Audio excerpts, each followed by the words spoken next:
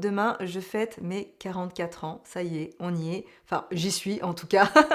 Et à cette occasion j'avais envie de vous faire une vidéo un petit peu blabla sur les premiers signes de l'âge qui apparaissent comme ça au fur et à mesure du temps sur mon visage. Alors je vais pas vous montrer mon corps parce que ce n'est pas trop le but de cette chaîne, mais là aussi il se passe des choses, on en discutera peut-être dans une autre vidéo, voilà, sait-on jamais. Mais aujourd'hui on va se focaliser essentiellement sur mon visage et sur comment je me maquille, les soins que j'utilise, etc. Mais avant de commencer, je n'ai pas eu l'occasion de vous le souhaiter ici sur YouTube, donc bonne année, bonne santé, richesse, gloire, amour, célébrité, sexe, si c'est votre truc, pourquoi pas, après tout, hein, on peut se le souhaiter aussi. Voilà, je vous souhaite que de bonnes choses. Je ne suis pas très douée pour souhaiter la bonne année, je vous avoue, ce n'est pas vraiment mon truc. Mais de toute façon, tout ça, ce n'est pas quelque chose qu'il faut souhaiter forcément en début d'année, mais l'avoir tout au long de l'année. Voilà, donc je vous disais, hein, je ne suis pas très douée pour souhaiter la bonne année, donc on va passer tout de suite à autre chose. Comme je vous ai dit, demain, je fête mes 44 ans, et puis le thème de cette chaîne, c'est aussi de vous parler, voilà, de tout ce qui touche les 40 ans et plus, mais pas que, hein. Bien sûr, si vous êtes plus jeune, vous êtes bien évidemment les bienvenus. Mais surtout, j'avais envie de temps en temps de vous publier des vidéos un petit peu plus blabla, parce que je trouve que on se connaît pas assez, vous et moi. J'ai l'impression qu'on est beaucoup sur tout ce qui est technique, astuces, etc. Mais j'ai envie de parler un petit peu plus de ce qui me touche, de ce qui tourne autour de la beauté, mais peut-être pas que de ça. Donc on verra au fur et à mesure de l'année comment je vais pouvoir vous amener tout ça. N'hésitez pas à me dire dans les commentaires si c'est un concept qui peut vous plaire, qui vous intéresse. Et puis écoutez, c'est parti, on commence tout de suite avec ma routine soin. J'ai baissé légèrement la luminosité de ma caméra afin de vous faire un petit état des lieux de ma peau, de mon visage. Voilà, quels sont les premiers signes de l'âge qui sont apparus au fil du temps et comment ça se passe en fait et pourquoi je vous montre ça. Ce n'est pas pour vous pointer du doigt ce que j'estime être des défauts car ce n'en sont pas pour moi. J'ai vraiment envie de vous montrer ces premiers signes de l'âge pour vous expliquer pourquoi j'utilise telle ou telle crème de soin ou pourquoi j'applique telle ou telle technique de maquillage. Donc c'est parti pour le petit état des lieux. Alors la première chose que j'ai remarqué moi déjà en vieillissant, c'est déjà mes paupières tombantes. Alors déjà je n'avais pas de grandes paupières mobiles à la base, hein. Je n'ai jamais eu des très grandes paupières. J'ai une paupière qui est de taille moyenne on va dire au niveau de la paupière fixe. Mais au niveau de la paupière mobile je n'ai jamais eu vraiment beaucoup de place pour me maquiller. Donc je me suis très vite rendu compte que mes maquillages n'avaient pas le même résultat que les filles que je voyais sur les magazines. Parce que oui, quand j'ai commencé à me maquiller, Internet n'existait pas encore. Donc les seules références que j'avais, c'était les photos des magazines. Et j'adorais recopier et refaire et m'inspirer des maquillages que je pouvais voir sur les mannequins. Et effectivement, sur moi, ça ne ressortait pas du tout de la même manière. Alors déjà parce que je n'avais pas la technique, bien sûr, mais aussi parce que je n'avais pas la même place sur mes yeux et qu'on ne peut pas forcément toujours reproduire à l'identique les maquillages que nous voyons sur les autres. C'est pour ça que très souvent avec Émilie, on vous dit inspirez-vous. Donc j'ai de moins en moins de place sur la paupière mobile pour faire de jolis dégradés. Bien sûr, il faut que je tienne compte du fait que ma paupière est bien tombante, mais en plus, moi j'ai un problème supplémentaire, c'est que j'ai un double pli. Je pense que vous le voyez bien là à l'image. Vous voyez ce double pli, c'est pour moi un vrai problème quand je me maquille. Alors heureusement, j'ai un petit peu de technique, donc j'arrive à adapter, mais c'est vrai que ça ne me facilite pas la tâche. Le deuxième signe de l'âge qui est apparu chez moi, c'est cette ride du nasogénien qui est plus prononcée de ce côté que de ce côté. Alors vous ne le savez peut-être pas, et j'ai beaucoup de clientes qui le comprennent enfin en prenant des cours de maquillage, c'est qu'un visage n'est jamais complètement symétrique. Je sais que beaucoup d'entre vous se disent c'est pas normal, j'ai un œil qui est plus petit que l'autre, j'ai un sourcil qui est plus bas que l'autre. Ne vous en faites pas, c'est comme ça chez tout le monde. D'ailleurs, vous allez très vite le voir sur mon visage et je pense que vous en rendez compte. On n'est pas du tout symétrique. Donc cette ride est beaucoup plus prononcée de ce côté parce que j'ai cette petite dent qui est plus en avant que sur ce côté. Donc forcément, j'ai une ride qui est moins prononcée. Les rides, ce n'est pas forcément qu'un signe de l'âge, c'est parfois tout simplement l'expression qui fait que vos rides apparaissent. Et c'est là où justement, j'avais envie de vous parler un petit peu des rides d'expression parce que très souvent, on pense que les rides apparaissent quand on vieillit, mais non, pas forcément. On peut avoir des rides très jeune, à l'âge de 20 ans ou 25 ans, parce que, par exemple, vous êtes quelqu'un de très expressif, ou par exemple, vous avez des problèmes de vue, donc vous allez souvent avoir tendance à plisser les yeux, et du coup, vous allez avoir les rides du lion qui vont apparaître très jeunes. Donc ça, ce ne sont pas forcément des rides de vieillesse, mais ce sont quand même des rides, car vous avez voilà, des petites ridules qui vont apparaître à force d'être très expressif. Donc ici, pour moi, c'est une ride, je dirais même plutôt une ridule, parce que vous voyez, quand je suis détendue, c'est une marque qui est très très peu prononcée. Troisième signe de l'âge et qui s'accentue de plus en plus chez moi, ce sont mes petites pattes doigts. Alors je le remarque surtout quand je souris, vous voyez, ça a tendance à bien se marquer. Et même quand je suis au repos, je remarque aussi que ces rides sont toujours présentes, alors beaucoup moins présentes que quand je souris, bien sûr. Ce ne sont pas des rides qui m'indisposent plus que ça, mais c'est vrai, pour être tout à fait honnête avec vous, que j'envisage de peut-être recourir à la médecine esthétique. Je ne suis pas encore complètement décidée à 100%, je ne sais pas si je vais passer le cap ou pas, mais vraiment, si je devais faire quelque chose au niveau de mon visage, actuellement, ça serait, voilà, peut-être améliorer cette zone. Je vais demander conseil à un médecin esthétique et voir si, voilà, c'est maintenant qu'il faut agir ou pas. Parce que du fait que j'ai les paupières tombantes, je trouve que le fait d'avoir des pas de doigts, ça accentue vraiment les paupières tombantes.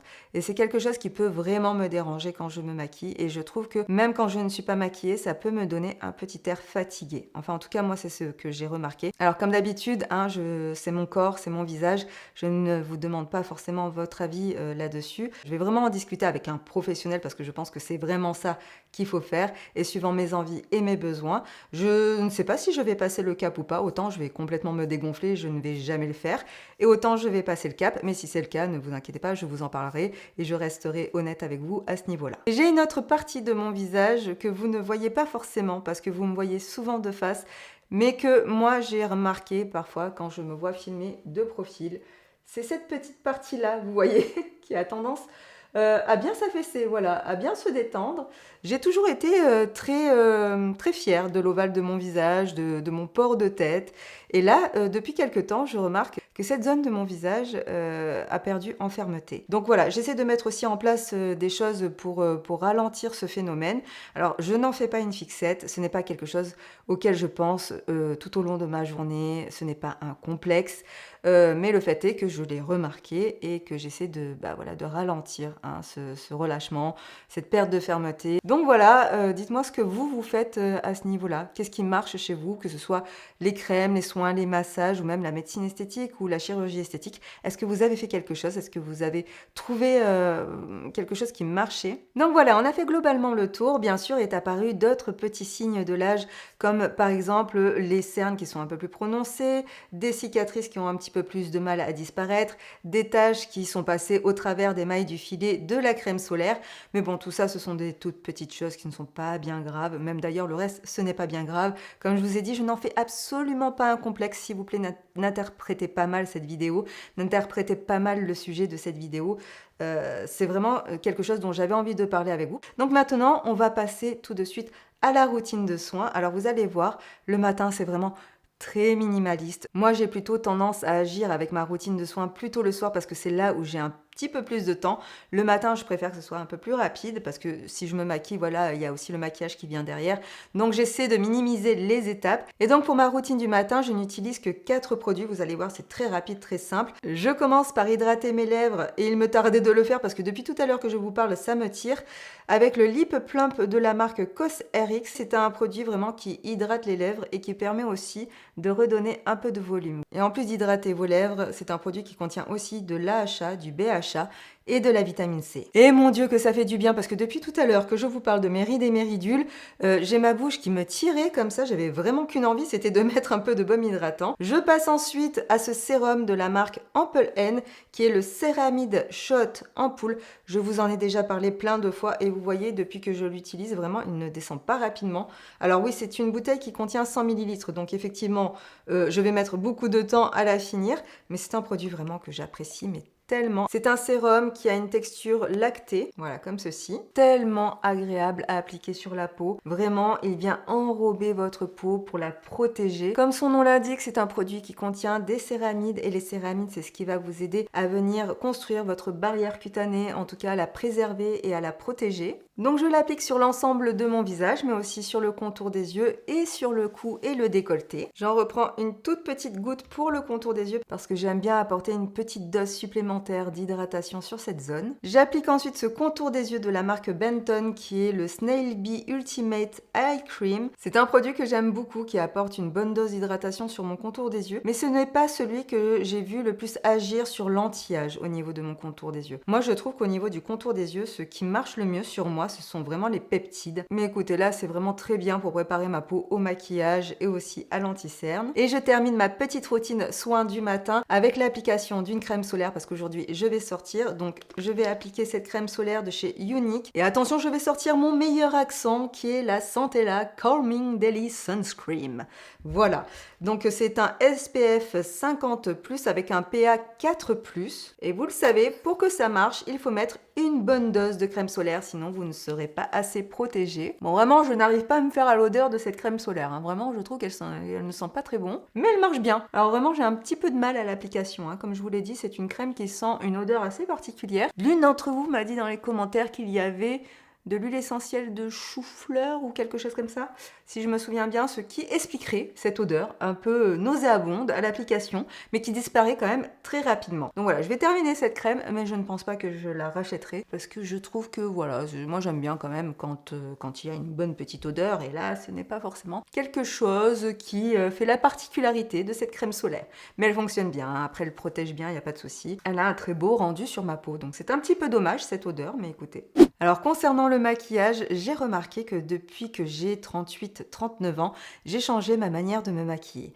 Alors non pas que je me maquille moins, mais j'ai juste adapté les produits à ma peau, voilà, aux petits changements qui étaient en train de s'opérer. Ce n'est pas parce que l'on vieillit que l'on doit moins se maquiller, il faut juste se maquiller d'une manière différente, trouver les bons produits, trouver les bonnes techniques, et après, tout roule, hein. Par contre là les filles, je vais peut-être vous décevoir, mais il va falloir être réaliste à un moment donné. Le maquillage n'efface pas les rides et les ridules. S'il vous plaît, ne vous attendez pas à un miracle. On va utiliser le maquillage parce que déjà, on aime se maquiller, que c'est un vrai plaisir, mais aussi parce que le maquillage nous permet d'avoir bonne mine. Avoir bonne mine, paraître reposé, c'est vraiment ça qui va changer la donne et qui va vous donner ce petit côté rajeunissant si toutefois c'est quelque chose que vous recherchez quand vous vous maquillez. Alors au niveau du teint, ce que je recherchais quand j'avais la vingtaine ou la trentaine, c'était vraiment d'avoir un teint qui était complètement matifié, hyper couvrant. Pas forcément avec beaucoup de matière, mais je cherchais vraiment beaucoup de couvrance et que la matité dure le plus longtemps dans la journée.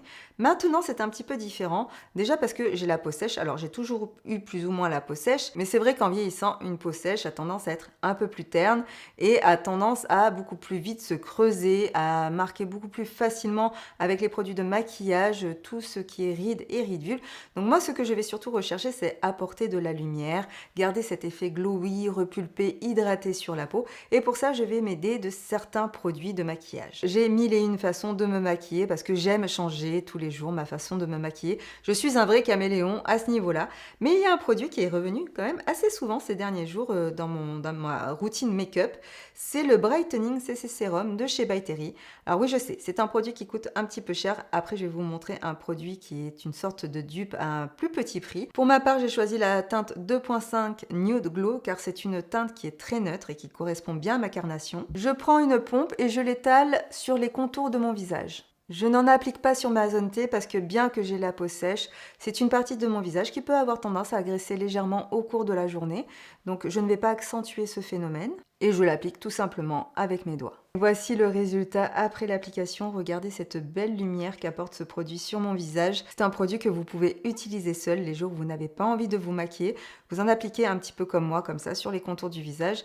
Et comme ça, vous obtenez cet effet un peu glowy, bonne mine, très joli sur la peau. Mais si jamais vous n'avez pas le budget pour vous offrir le CC Serum, je vous conseille le Perfector 4 en 1 Glow de chez Maybelline qui promet à peu près le même résultat. C'est un produit très accessible à tout petit prix. Je pense qu'il contient tout simplement beaucoup moins de soins que dans le produit de chez By Terry. Mais voilà, vous obtenez à peu près le même résultat. Il est très facile à appliquer, très transparent sur la peau. Un fond de teint que j'utilise énormément ces derniers temps et vous allez être contente car c'est un fond de teint petit prix. Il s'agit du Superstay 24 heures Skin Tint de chez Maybelline. C'est un fluide de teint qui contient de la vitamine C.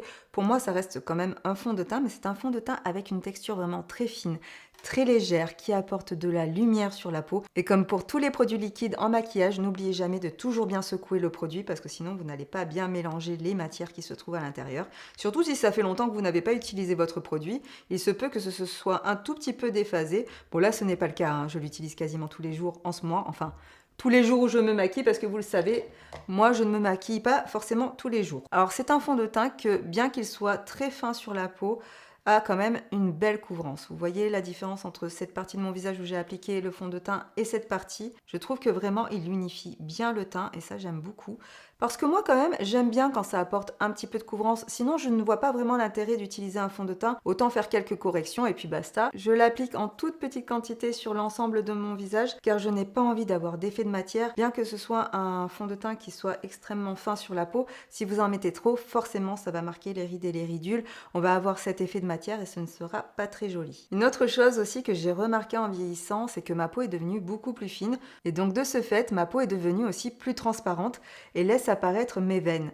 Alors c'est pourquoi moi j'aime bien avoir un fond de teint qui soit un peu couvrant pour venir les courir tout simplement, pour venir les camoufler. Voilà. Alors je vais éviter quand même de maquiller mes cheveux, ça serait pas mal, mais moi ma zone ici est vraiment très petite, donc c'est un peu compliqué des fois. Et il y a une chose que je faisais quand j'étais plus jeune et que je me maquillais et que je ne fais plus maintenant, je ne peux plus me permettre ça, c'est de remonter le fond de teint jusque sur les cernes et ensuite d'appliquer de l'anti-cerne. Maintenant j'arrête l'application du fond de teint au niveau du cerne et ensuite j'applique mon anti-cerne sur la zone des cernes, mais je ne superpose plus du tout les deux produits parce que sinon c'est une catastrophe. Et justement en parlant d'anti-cerne, en ce moment celui que j'aime beaucoup appliquer, c'est le sérum concealer de chez Lancôme. Je trouve ce produit vraiment excellent, très fin sur la peau, il a une bonne tenue, il ne marque pas mes rides et mes ridules, ce n'est pas l'anti-cerne le plus couvrant de la terre, mais je dois dire qu'il apporte une belle lumière sur mon contour des yeux. Pour ma carnation, j'ai choisi la teinte 120N, mais je trouve qu'il n'y a pas beaucoup de choix de teinte dans cette anti-cerne. Je trouve que celle-ci est légèrement trop claire pour moi, mais ce n'est pas très grave car ça permet d'apporter plus de lumière à mon regard. Donc j'en applique une petite pointe dans le creux du cerne, juste ici, et ensuite je tapote le produit avec la pulpe de mon doigt. Vous voyez, c'est un produit qui n'est pas très couvrant, mais je trouve qu'il apporte une belle lumière sur le contour d'œil. Il est vraiment extrêmement fin sur la peau, il ne marque pas mes rides et mes ridules, et il évolue aussi très bien tout au long de la journée. Il ne file pas, il ne bouge pas. Sur moi, c'est un produit qui fonctionne vraiment très bien. J'en applique aussi sur le coin externe de mon œil parce que là aussi, en vieillissant, la pigmentation se fonce de plus en plus et donne un air fatigué au regard. Donc j'aime bien apporter un peu de lumière à cet endroit-là, mais ça, vous le savez déjà normalement si vous suivez nos vidéos. Vous savez que c'est quelque chose que l'on aime bien faire avec Émilie.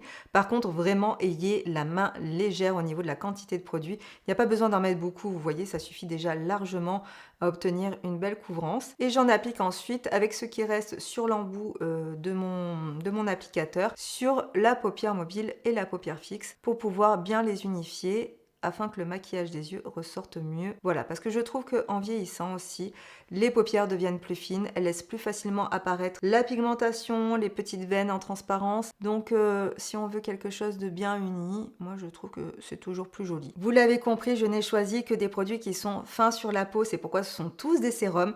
La base est un sérum, le fond de teint est un sérum et l'anti-cerne est un sérum. Ça ne m'empêche pas d'avoir quand même une belle couvrance sur le visage qui me permet de cacher quelques imperfections, d'avoir aussi un teint qui soit bien unifié, mais on garde quand même une belle lumière sans avoir trop d'effet de matière sur la peau. Ne soyez pas dupes à partir du moment où on se maquille, forcément ça se voit, mais après si on choisit les bons produits, l'effet matière sera beaucoup moins présent, le produit se fondra mieux à votre peau et sera beaucoup plus discret. Concernant le bronzer, j'aime bien les bronzers sous forme de poudre, mais je préfère quand même les bronzers sous forme de crème ou sous forme liquide. Tout simplement parce que je trouve que ça se fond mieux à la peau, c'est beaucoup plus facile à travailler et en général ça tient plus longtemps sur ma peau sèche. Aujourd'hui je vais appliquer le Beauty Roar 2 en 1 Cushion Bronzer and Contour de chez Kiko. C'est un produit petit prix mais que vous ne pouvez plus retrouver malheureusement. Alors bien que chez Kiko les collections ressortent assez régulièrement, mais c'est surtout pour vous montrer que en fait les bronzers liquides et les bronzers crème s'adaptent quand même mieux à une peau mature. Alors bien que vous allez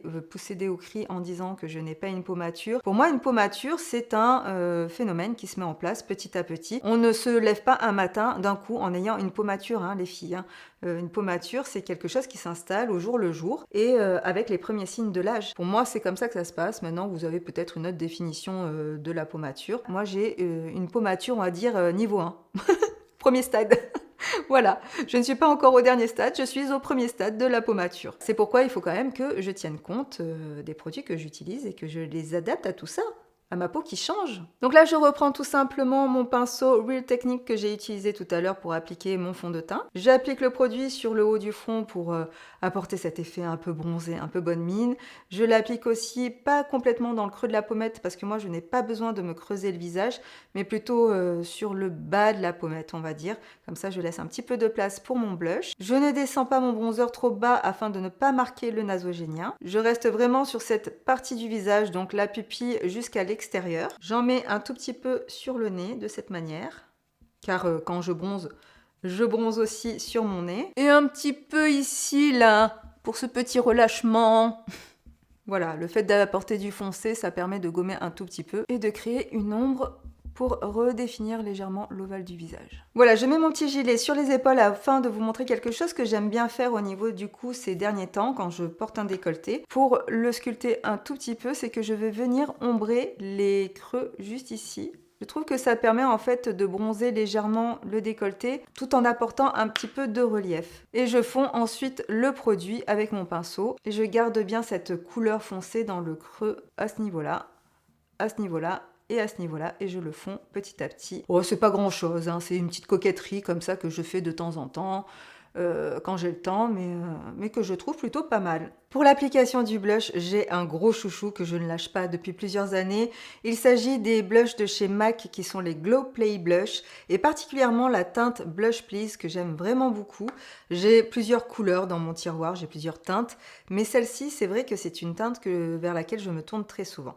Donc là, je reprends tout simplement le même pinceau que j'ai utilisé pour faire mon teint et j'applique la couleur sur le haut de ma pommette. Je tapote pour avoir un tout petit peu plus de couvrance, mais sinon c'est un blush qui a une belle pigmentation. Au niveau de la texture, c'est un produit qui est mi-crème, mi-poudre, qui est très facile à étaler et qui a une très bonne tenue sur ma peau. Je l'applique directement par-dessus mon fond de teint, mais vous pouvez aussi l'appliquer par-dessus votre poudre. Je suis vraiment désolée pour les variations de lumière, j'espère que ça ne vous dérangera pas trop, mais je n'avais vraiment pas envie de m'enfermer dans le noir aujourd'hui. Ce ne sera pas comme ça les prochaines fois, mais au moins vous voyez le maquillage sous différentes lumières et sous différents aspects, donc pourquoi pas après tout. Hein. Afin de fixer mon teint et de le matifier légèrement sur certaines zones de mon visage, je vais utiliser la fameuse poudre libre Ultra HD de chez Make Up For Ever que l'on adore avec Emily, qui est extrêmement fine sur la peau. Je sais que parmi vous, il y en a beaucoup qui hésitent à poudrer leur teint parce qu'on entend ce truc que la poudre, ça marque les rides et les ridules.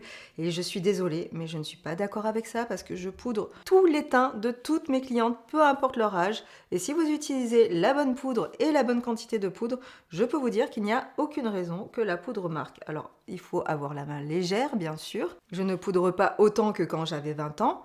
Mais je poudre quand même parce que j'en ai besoin pour faire tenir mon maquillage. Si vous ne poudrez pas votre teint, votre maquillage tiendra beaucoup moins longtemps. Voilà, après c'est un choix, vous êtes tout à fait libre de ne pas poudrer, mais moi c'est le conseil que je vous donne. Hein. Vraiment la poudre, si vous la choisissez bien, il n'y a pas de raison qu'elle vous marque. Et cette poudre, je l'ai utilisée sur des femmes de tous les âges, même de plus de 70 ans, avec des rides qui sont bien installées, et ça n'a jamais marqué leurs rides.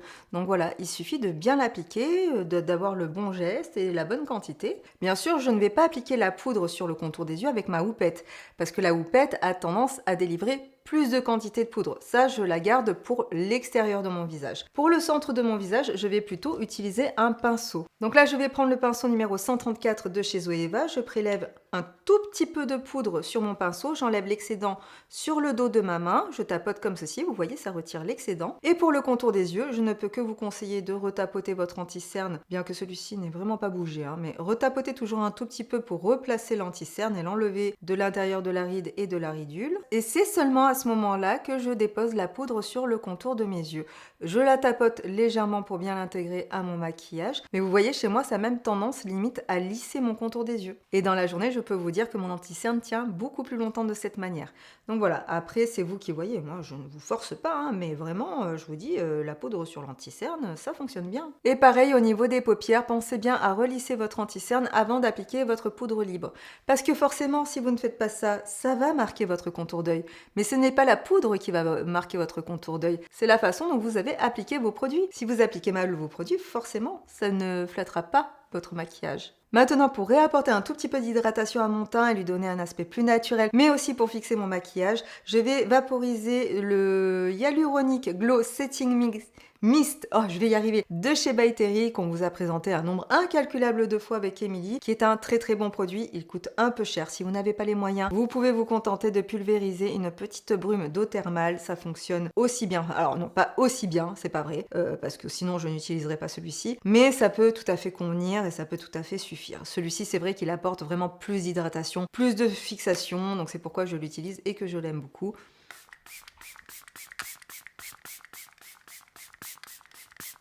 Pour le maquillage de mes sourcils, c'est vraiment suivant mon humeur. Il y a des jours, je vais les maquiller, je vais les rendre plus épais. Il y a d'autres jours, je vais préférer les avoir plus fins. Il y a des jours, je vais préférer les maquiller très très peu, voire même pas du tout. Vraiment ça, les sourcils, c'est quelque chose que je change tout le temps. Ces derniers temps, c'est vrai que je préfère les avoir un peu plus naturels pour mon maquillage de tous les jours. Quand je vous fais des vidéos sur YouTube ou sur Instagram, j'ai tendance à un tout petit peu plus les travailler. Parce que sinon, il y en a qui vont venir faire des réflexions, bien sûr. On peut pas faire ce qu'on veut de son visage. Donc là, aujourd'hui, je vais plutôt faire quelque chose d'assez naturel et je vais utiliser ce produit de chez Urban Decay qui est le Brow Blade, que vous pouvez retrouver sur le site de Look Fantastic, parce que bien que vous ne pouvez plus trouver cette marque chez Sephora, vous pouvez encore la retrouver sur internet. C'est un produit qui est fort intéressant parce que d'un côté vous avez la mine crayon et de l'autre côté vous avez la pointe feutre, donc ce qui vous permet de pouvoir dans un premier temps colorer votre sourcil et ensuite faire la technique du poil à poil avec la pointe feutre. Moi je vais essentiellement aujourd'hui utiliser la pointe crayon parce que je vous ai dit j'avais envie de quelque chose d'assez naturel et j'ai complètement oublié de brosser mes sourcils avant de faire ça. Donc là, je prends un petit goupillon, je brosse mes sourcils pour les mettre dans le bon sens et ensuite je redéfinis simplement la forme de mon sourcil. Je commence toujours le maquillage par le cœur du sourcil parce que j'aime bien remonter légèrement mon sourcil pour lui donner un petit effet liftant et régulièrement tout au long du maquillage du sourcil, je le rebrosse de temps en temps pour atténuer le crayon, pour le rendre beaucoup plus naturel et plus transparent. Bon, j'ai enlevé ce serre-tête qui me faisait un mal de chien, j'ai continué un petit peu à avancer le maquillage de mes sourcils.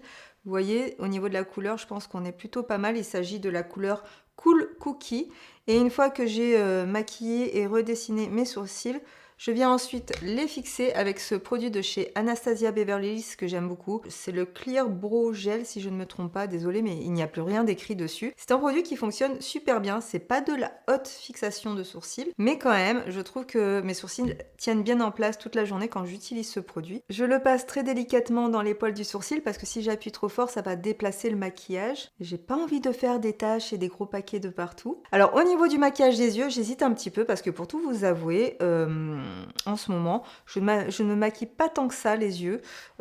Là pour les fêtes c'est vrai que j'ai fait un petit effort, mais en ce moment je préfère miser plus sur le rouge à lèvres. Voilà, j'ai des petites périodes comme ça et puis en plus je trouve qu'on ne vous parle pas très souvent de rouge à lèvres sur cette chaîne. Donc ce que je vais faire c'est que je vais d'abord maquiller mes lèvres et ensuite je verrai ce que je fais au niveau des yeux. Et vous savez quoi? Aujourd'hui j'ai envie d'un rouge à lèvres qui se voit, qui me donne bonne mine et qui apporte un petit peu de gaieté à ce visage. Alors je vais commencer par redessiner le contour de ma bouche avec un crayon de chez MAC en teinte Soar. Je redessine les contours de ma bouche pour améliorer la symétrie mais aussi pour la repulper légèrement. Et d'ailleurs si vous avez envie de savoir comment bien redessiner une bouche avec des lèvres fines afin de lui redonner du volume, je vous mets une vidéo dans le petit i juste en haut de l'écran. Donc là vous voyez j'ai vraiment redessiné ma bouche, j'ai rempli l'intérieur pour bien faire tenir le rouge à lèvres que je vais appliquer ensuite par-dessus. Mais au niveau de la couleur je trouve que ce n'est pas encore assez coloré. Donc par-dessus, je vais appliquer ce mélange de ces deux rouges à lèvres de chez Maybelline qui sont les Super Stay Matte Ink en teinte 80, j'allais dire en teinte 08, mais je le lis à l'envers, et en teinte 390. Je mélange les deux couleurs ensemble sur le dos de ma main et ensuite j'applique tout ça avec un pinceau pour les lèvres. Voilà, la couleur est beaucoup plus adaptée à ce que je m'imaginais dans ma tête.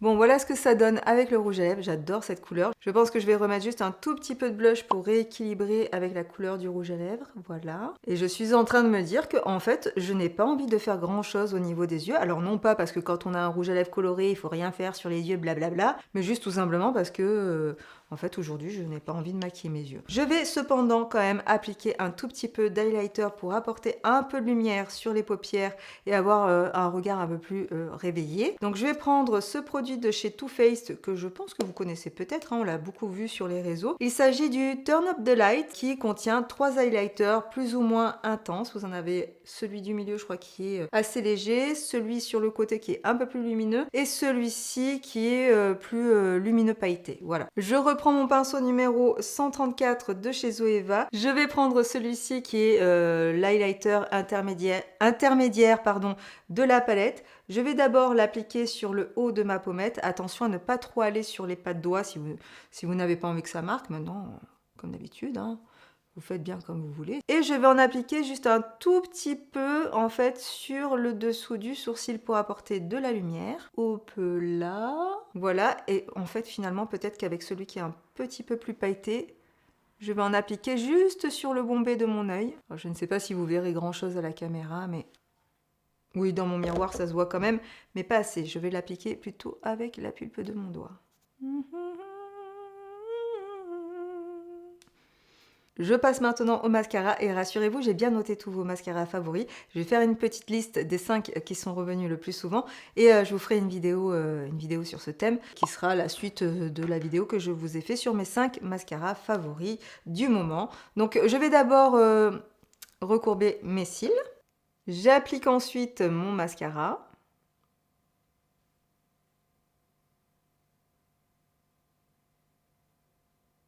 Regardez-moi cette différence et comme ça ouvre de suite le regard. Je ne sais pas comment les gens peuvent se passer de mascara. C'est pas possible.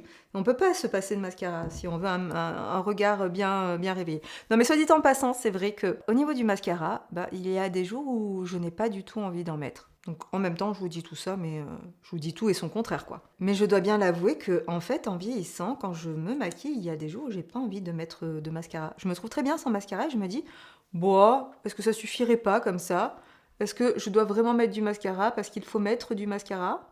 Je sais pas. De temps en temps, j'essaye et je trouve que finalement, je n'ai pas si mauvaise mine que ça en ne mettant pas du mascara. Vous voyez ce que je veux dire? Je vais faire mon teint, mais je vais pas forcément appliquer de mascara. Et c'est plutôt cool parce qu'en fait, le soir, ça me permet de gagner du temps aussi au niveau du démaquillage. Mais bon, après... j'ai aussi la chance d'avoir des cils qui sont colorés, qui sont noirs. Donc il me suffit simplement de les recourber un petit peu et j'obtiens un beau résultat. Mais quand même, quand on voit ce que le mascara apporte aux cils, c'est quand même un peu difficile de s'en passer, j'avoue. Et vous nous posez très souvent la question de quel est le meilleur crayon, celui qui tient le mieux sur la muqueuse pour faire cela. Alors me concernant, celui que je préfère, c'est le Lasting Drama Gel 24 heures de chez Maybelline, mais je crois qu'on ne le trouve plus. Enfin en tout cas, si je trouve un lien, je vous le mets dans la barre d'infos. Il m'en reste encore un petit peu, mais aujourd'hui j'ai plutôt envie d'appliquer du marron, donc je vais prendre le Tattoo Liner de chez Maybelline, qui fonctionne aussi très bien sur moi et sur Emily. Il y a bien sûr toujours un petit transfert à l'application, mais je vais vous montrer ça tout de suite. Je l'applique donc sur la muqueuse. Et croyez pas, même après toutes ces années, ça me chatouille toujours un petit peu. Je fais pareil sur le deuxième œil et ça chatouille tout autant. Et en fait, comme mes yeux réagissent en pleurant un petit peu, forcément, je vais avoir à un moment donné un transfert sur la muqueuse du bas. Donc ce que je fais, c'est que je vais retirer ce petit transfert avec un coton-tige. Et une fois que j'aurai fait ça, en fait, mon crayon sera complètement sec sur la muqueuse et je n'aurai plus aucun transfert après tout au long de la journée. Je vais y arriver. Pour moi, c'est vraiment des crayons qui fonctionnent bien sur moi. Après, tout le monde est différent. Mais en tout cas, s'il y en a un que j'ai à vous conseiller, c'est celui-ci. Et voici le maquillage terminé. J'adore le rendu de ce maquillage. Je trouve vraiment que ça me donne bonne mine.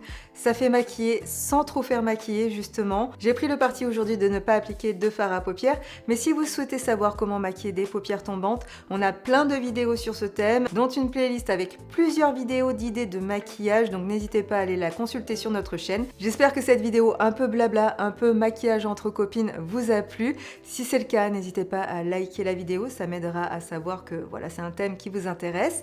Et si vous n'êtes pas abonné à notre chaîne, n'hésitez pas à vous abonner, à activer la petite cloche si vous voulez recevoir une notification pour être prévenu quand nos vidéos sortent. Nous avons changé l'horaire de publication, donc peut-être le temps que vous vous habituiez à ce nouvel horaire, activez la petite cloche, comme ça vous savez quand est-ce que l'on publie une nouvelle vidéo. Et bien sûr, on serait vraiment ravis avec Émilie que vous nous rejoigniez sur Instagram, parce que là-bas, on vous publie plein de contenus que vous ne verrez pas ici sur YouTube, et surtout, on vous fait des stories qui vous permettent voilà, de voir peut-être un petit peu plus notre vie au quotidien, ou les produits que l'on utilise et dont on ne parle pas sur YouTube. Et puis si vous avez des envies de sujets, de thèmes, de vidéos pour 2024, n'hésitez pas à nous les donner dans les commentaires, comme ça on se fait une petite liste et puis on vous publie ça au cours de l'année. Quant à nous, on se retrouve très bientôt ici sur YouTube, je vous fais plein de bisous, prenez bien soin de vous et à très bientôt, salut!